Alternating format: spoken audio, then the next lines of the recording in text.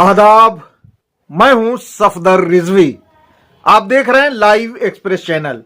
अब देखें एक अहम खबर। जैसा कि सबको पता है कि वक्फ बोर्ड और उसके चेयरमैन और उसके सदस्य पूरे 4 साल तक मनमानी करते रहे, जिसके नतीजे में वक्फ की बेशकीमती जमीनें और दूसरी संपत्तियां बर्बाद हुई, उन पर कब्जा किया गया और उन्हें बेचा गया या फिर उनके एवज में मोटी दलाली ली गई। चिंता की बात यह है कि जिस वक्फ की सुरक्षा की जिम्मेदारी कौम के खुद साख्ता रहबर मौलाना कल्बे जवाद ने ली थी, वो खामोश रहे। 4 साल तक वो लोगों की गुंडागर्दी, बेईमानी और मनमानी देखते रहे, उनके मुंह में दही जमाई रही। बीच बीच में उन्होंने चुटकुले सुनाए लोगों को, मस्जिदों में, इमामबाड़ों में और मेंबर से। वो चुटकुले इतने गंभीर थे जिस पर उन्हें पूरे लखनऊ में ही नहीं बल्कि पूरे उत्तर प्रदेश में आंदोलन छेड़ना चाहिए था। मुख्यमंत्री से उसके खिलाफ कार्रवाई की मांग की जानी चाहिए थी। उन्होंने बिना नाम लिए वक्फ बोर्ड के चेयरमैन अली जैदी यानी अपने दामाद पर आरोप लगाया कि उन्होंने अरबों और खरबों का वक्फ को चूना लगाया है। और यह बात एक बार नहीं कही, कई बार कही, लेकिन उन्होंने कोई आंदोलन नहीं चलाया। उनकी इस बातों से साफ है कि वे धमकाना चाहते थे, डराना चाहते थे और फिर उसके एवज में दलाली या क्या वसूलना चाहते थे, वो लखनऊ के लोग कहते हुए नहीं चूकते। हम नहीं कहेंगे कि उन्होंने दलाली ली या करोड़ों रुपए उसके एवज में कमाए, लेकिन यह सच्चाई है कि ये वही मौलाना कल्बे जवाद हैं जिनकी आवाज पर लोग खड़े हो जाते थे और उसका नतीजा यह था कि वसीम त्यागी के खिलाफ उन्होंने हर घर की छत पर मातम तक करवा दिया था। लेकिन उनका रवैया बदला, उनका काम बदला और लोगों की नाराजगी बढ़ी। उसी नाराजगी का नतीजा है अब वे जब कौम के लोगों को बुलाते हैं तो 50 लोग भी इकट्ठा नहीं होते, वो भी तब जब उनके पास दरगाह हजरत अब्बास का मुतवल्ली मीसम अपराधी जैसा व्यक्ति है जो किराए पर लोगों को जलसे और सम्मेलनों में ला सकता है। जैसा कि अभी एयरपोर्ट पर उसने मौलाना कल्बे जवाद का उस वक्त स्वागत किया जब वो ईरान से लखनऊ इमाम खुमैनी अवार्ड लेकर आए। पूरे मामले पर हमारे साथ बातचीत के लिए हमेशा की तरह वक्फ मामलों के अल्लामा और सामाजिक कार्यकर्ता जमीर नकवी साहब हैं। हम उनसे बात करेंगे वक्फ बोर्ड की मनमानी पर, क्योंकि अभी हाल ही में वक्फ बोर्ड के चेयरमैन अली जैदी ने मनमानी की है वक्फ मनसबिया को लेकर। मनसबिया को बिना किसी कारण के, बिना किसी आरोप के उन्होंने वक्फ बोर्ड के अंडर में ले लिया और वहां का एडमिनिस्ट्रेटर जफर सज्जाद को नियुक्त कर दिया। ये कार्रवाई बोर्ड के मेंबरों की मीटिंग के बाद की जानी चाहिए थी, लेकिन ऐसा किया गया और भ्रष्ट माने जाने वाले सीईओ ज़ीशान रिजवी ने इसका पालन किया। पता नहीं उनकी कितनी भागीदारी थी इस भ्रष्टाचार में। लेटर जारी कर दिया गया, जफर सज्जाद मनसबिया के एडमिनिस्ट्रेटर बन गए। लेकिन इसके बाद जो कुछ हुआ वो हास्यास्पद है। जफर सज्जाद ने बाकर नाम के एक व्यक्ति को, जो असरदार माना जाता है, उसे मनसबिया का मैनेजर बना दिया गया। वक्फ बोर्ड में चर्चा है कि इसे लेकर सीईओ ज़ीशान रिजवी और अली जैदी के बीच तू मैं हुई, बहस हुई। वजह यह थी कि सीईओ को पता चला कि अली जैदी ने जफर सज्जाद से बाकर को मैनेजर बनवा के लेन देन किया है और यह लेन देन लाखों में हुआ है, ऐसी खबर है। हम जानना चाहेंगे जमीन नकवी साहब से कि वक्फ बोर्ड की यह कार्रवाई जो चेयरमैन अली जैदी ने की, यानी बिना किसी मीटिंग को बुलाए यह काम अंजाम दिया, क्या यह सही था और सीईओ को क्या करना चाहिए था? सबसे पहले मैं इस चैनल के नाजरीन को नए साल 2026 की तहे दिल से मुबारकबाद पेश करता हूं और दुआ करता हूं कि जो लोग गुमराह हो चुके हैं, दीनी संपत्तियों को खुर्द बुर्द कर रहे हैं या उसमें करप्शन कर रहे हैं, उनको अल्लाह हिदायत दे। क्योंकि हमें तो वो मंजर नजर आ रहा है कि जब डकैत अपने अपने तरीके से माल वाल लूट करके और भाग लेते हैं, उसके बाद से नया कहीं मोर्चा जब माल यानी डकैती करना होता है तो फिर एकजा होते हैं और मनमुटाव दूर करते हैं और सब एक साथ होकर के फिर नई प्लानिंग में जुट जाते हैं। वही यहाँ हालात नजर आ रहे हैं कि जितने वफूर हैं, जितने वफ के डकैत हैं, जिन्होंने माले इमाम लूटा है, वो सब एकजा हो रहे हैं। जहां तक मनसबिया का सवाल है, तो मनसबिया ऐसी जगह पर है जैसे दिल्ली में कैनाट पैलेस या लखनऊ का हजरतगंज, ऐसा मकाम मनसबिया ऐसी जगह पर मौजूद है कि बहुत महंगी जगह है और वहां का मैनेजर हो या वहां का मुतवल्ली हो, वो करोड़ों में खेलता है। जैसा कि मैंने खुद मुशाहिदा किया, वहां रह करके मैंने देखा कि वहां के हालात क्या है। अब इसमें जो कुछ खबरें आ रही हैं, मैंने तो यहां तक सुना है कि इस मैनेजर बनाने के लिए 30 लाख रुपए की लेन देन हुई है अली जैदी और बाकायदा बाकर के माबैन, जैसा कि हम पब्लिक में भी चर्चा है। इस वक्त वक्फ बोर्ड को, शिया वक्फ बोर्ड को खास तौर से नए वक्फ अमेंडमेंट के तहत यानी कोई भी फैसला लेने का कोई अधिकार नहीं है, क्योंकि इस बार नॉमिनेटेड जो लोग हैं वो वक्फ चला रहे हैं, जबकि उनके कार्यकाल खत्म हो चुका है। सिर्फ इलेक्टेड के कार्यकाल चल रहे हैं। जो इलेक्टेड हैं उन्हीं वही वैध हैं, वरना जितने हैं वो अवैध हैं। और ये अवैध ऑर्डर जो है ये चैलेंज किया जा सकता है।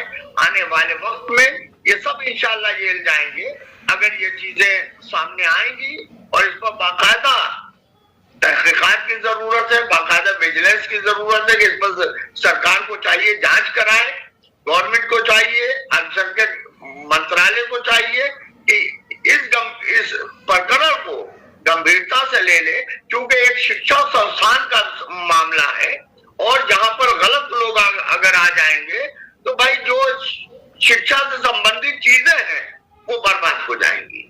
जमीर साहब, मेरी मेरठ के पूर्व मुतवल्ली मनसबिया के फखरी मेरठी से बातचीत हुई और उन्होंने इस मामले पर कहा कि जो सूचना है उनको वो ये है कि एडमिनिस्ट्रेटर बना दिया गया है, लेकिन जो वहां के दानिश मुतवल्ली हैं उनको कोई सूचना नहीं दी गई है। यानी जब चार्ज लेगा तो ऐसा लगता है कि हंगामा होगा।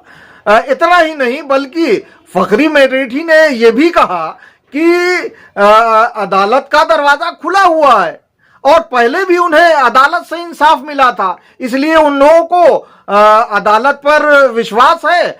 और जो वक्फ बोर्ड ने कार्रवाई की है उस कार्रवाई को उन्होंने मनमाना बताया और कानून के खिलाफ बताया। आप इस पर क्या कहेंगे? देखिए, जब गड़बड़ियां होती हैं तो लोग मजबूरन अदालत का भी सहारा लेते हैं, और वक्फ बोर्ड ने तो अदालत का सहारा, हमने ये देखा है कि वक्फ बोर्ड ने किसी भी चीज को हजम करने के लिए, चाहे वो सरकारी जमीन हो, चाहे कोई करप्शन हो, उसको हजम करने के लिए कोर्ट का सहारा लिया है। और फिर बड़े बड़े मुकदमात जो हैं वो वापस भी लिए गए हैं, बाकायदा ये वक्फ बोर्ड ने किया है। और जहां तक फखरी मेरठी का सवाल है, तो फखरी मेरठी की तो जांच होना चाहिए, क्योंकि ये दो लाभ अर्जित कर रहे हैं। एक तरफ ये सरकारी मुलाजिम है, कहीं पर अध्यापक है, और दूसरी तरफ ये करप्शन में इन्वॉल्व है, वहां के वक्फ में इन्वॉल्व है और पूरे तरीके से करप्शन में इन्वॉल्व है। इनके तो आय से अधिक संपत्ति की जांच भी होना चाहिए। सरकार को ध्यान देना चाहिए ऐसे अध्यापकों को कि जो सरकारी सर्विस में रह करके और खुलकर करप्शन कर रहे हैं, उनके ऊपर कोई लगाम नहीं लगी हुई है। जमीर साहब, आपने करप्शन की बात की है, तो करप्शन के मुखिया या जड़ मौलाना कल्बे जवाद को माना जाता है कि वक्फ बोर्ड में जो करप्शन हो रहा है कम से कम रोकना चाहिए, क्योंकि उन्हें वक्फ बोर्ड का सरपरस्त माना जाता है। लेकिन उन्होंने पिछले 4 साल से बोर्ड चल रहा है, कभी भी करप्शन के खिलाफ कोई आंदोलन नहीं किया और कोई आवाज नहीं उठाई। बस डराने धमकाने या वसूली करने तक के लिए वो आवाज उठाते हैं। इस पर आप क्या कहेंगे? इसके अलावा दूसरी चीज ये है कि अभी जो डेवलपमेंट हुआ है, जिन लोगों को ये बताया जा रहा था कि मौलाना कल्बे जवाद ने बाहर कर दिया है, इसमें शमीर शमशी का नाम था और अली जैदी का नाम था, लेकिन ऐसी वीडियो और ऐसी फुटेज और ऐसी फोटो देखी गई है और लोगों की जबान से सुना गया है कि एक बार फिर मौलाना कल्बे जवाद ने उनको गले लगा लिया है। इसको आप किस नजर से देखते हैं? दोनों मामलों पर आप जवाब दें। देखिए, इसमें मैं मजहबी बात ये कहूंगा कि कौले इमाम हुसैन अलैहिस्सलाम है कि करबला के मैदान में उन्होंने खुतबे में कहा था, मेरी आवाज तुम्हारी समातों तक और तुम्हारे दिलों तक इसलिए नहीं पहुंच सकती है क्योंकि तुम्हारे पेट में माले हराम है, तुम्हारे शिकम माले हराम से भरे हुए हैं। तो जब तक ये कल्बे जवाद का शिकम माले हलाल से भरा था, तब तक के वो पूरी जंग लड़ रहे थे पूरे तरीके से। वो यानी खुमैनी हिंद तक का टाइटल उनको मिल गया था, मगर जब से उन्होंने हराम खा लिया है तो जाहिर सी बात है उनकी आवाज गायब हो गई है, वो बोल ही नहीं सकते हैं क्योंकि वो खुद खाए पिए हैं। और ये लोग देखिए, एक चीज ये है कि एक दूसरे के खिलाफ इसलिए यानी दिखावटी में, दिखाने में तो रंजीदा है, दिखावे में बहुत गुस्सा है, दिखावे में तो सब कुछ है, मगर जब एक साथ मिल जाते हैं और एक दूसरे का ऐप जान रहे हैं कि किसने कितना खाया है, तो उस वो ऐप बाहर ना आ जाए हम लोगों के जरिए, इसलिए ये फिर से मिल जाते हैं। हालांकि इस मेल मिलाप में भाई कल्बे जवाद के चेहरे पर पूरी तरीके से नाराजगी झलक रही थी और ये सब इन सबों के चेहरे पर बेहयाई की हंसी थी। वो आपने अवाम ने देखा है सारी चीजें, और इस चीज को बहुत से चैनल ने लिखा भी है, बहुत से ग्रुप में इस चीज को कमेंट भी किया है इस चीज पर। तो जाहिर सी बात है ये लोग सुधर नहीं सकते क्योंकि इनके पेट माले हराम से भर चुके हैं। जमीर साहब, आपने जो महसूस किया वो आपने बताया, और बताया जा रहा है कि इस मेल जोल कराने में, मिलवाने में मीसम अपराधी जो दरगाह का मुतवल्ली है वो आगे आगे रहा है, और ऐसा इसलिए वो कर रहा है क्योंकि उसकी नजर 1 करोड़ दरगाह की एफडी पर है। यानी 1 करोड़ की जो एफडी है वो चाहता है कि जब कल्बे जवाद और अली जैदी एक होंगे, एक टेबल पे बैठेंगे तो उसका मसला हल होगा और वो एफडी टूट सकती है, जिसका वो गलत इस्तेमाल कर सकेगा इन्हें उन्हें देने के लिए। इसके अलावा क्योंकि ऐसी खबर है कि दरगाह के लिए जो जगह खरीदी जानी थी वो जगह अब नहीं मिल रही है, उन लोगों ने इनकार कर दिया है देने से। और अगर ये इमाम हुसैन अलैहिस्सलाम का रोजा बनाएंगे भी तो इनके पास जो जगह है वही बनाएंगे, छोटी या बड़ी जो भी जगह है, आगे जगह शायद न मिल सके, तो एफडी की जरूरत भी नहीं है। और अभी से ये शोर मचाया जा रहा है कि दरगाह के पास फंड की कमी है, पैसे नहीं आ रहे हैं, जबकि वहां से जुड़े लोगों का कहना है कि दरगाह में पैसों की कभी कमी होती नहीं है। हर हफ्ते हर जुमेरात लोग वहां दिल खोलकर चंदा देते हैं और गुल्लक भरी रहती है। आप क्या कहेंगे मीसम अपराधी की गतिविधि पर कि वो अपना उल्लू सीधा करने के चक्कर में भ्रष्टाचार को बढ़ावा दे रहा है?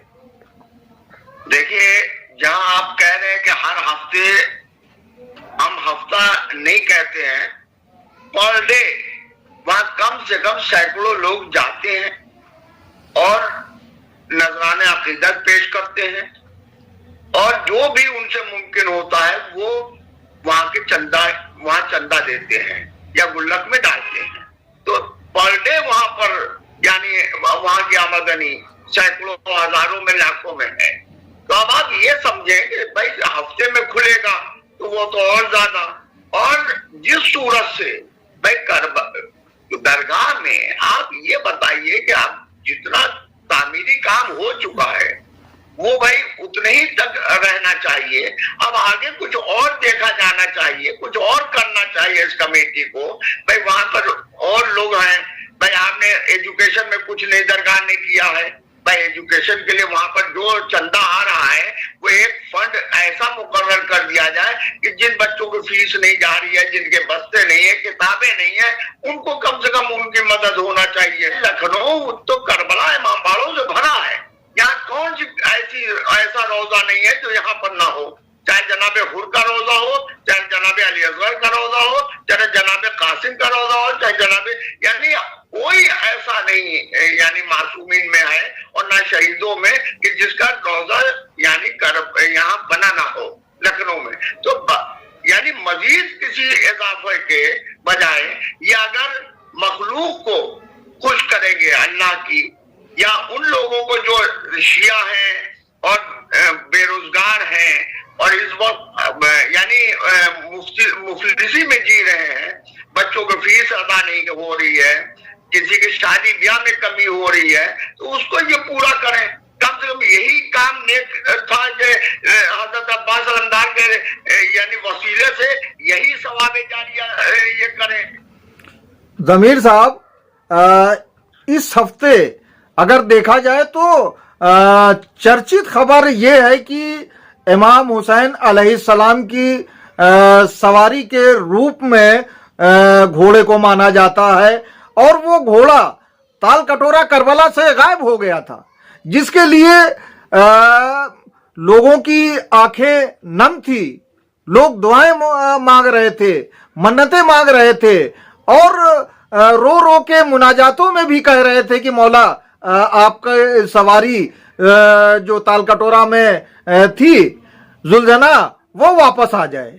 खुशी की बात यह है और मोजज़े की बात यह है कि वो जुलझना वापस ताल कटोरा करबला में आ गया है। लेकिन इस जुलझना के बारे में जो कहा जा रहा है वो ये कहा जा रहा है कि कौम के रहबर ने किसी तरह की आवाज नहीं उठाई, ना उन्होंने लोगों से अपील की कि ये जुलझना जहां भी देखा जाए फौरन वापस भेजा जाए, और ना ही इसके लिए जुमा में दुआ कराई। आप इस पर क्या कहना चाहेंगे?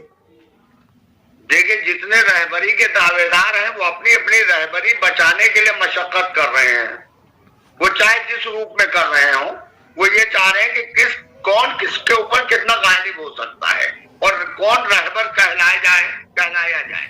और जहां तक सुलझाने का सवाल है, तो जब जानदार चीज वहां से गायब हो सकती है, तो जो आलम और पंजे हैं, जो बेकीमती हैं, उनके क्या आलम होंगे, आप खुद बताएं। और सबसे बड़ी चीज यह है कि जिस सूरत से एक्शन लिया गया फातमाइन के सिलसिले में, वक्फ बोर्ड ने एक्शन लिया, उस सूरत से यहाँ क्यों नहीं एक्शन लिया? देखिए, जहां तक अकीदत का सवाल है, वहां जुलझुना के गायब होने का सवाल है, तो कम से कम इनको अपनी रहबरी का मुजाहिरा करना चाहिए। कुछ न करते भाई, जुमा में अपील कराते, दुआएं कराते, तो कोई बात नहीं की गई। और ये सब इक़दाम होता, यहाँ तो कोई मौजज़ा मुझे तो नहीं दिखा।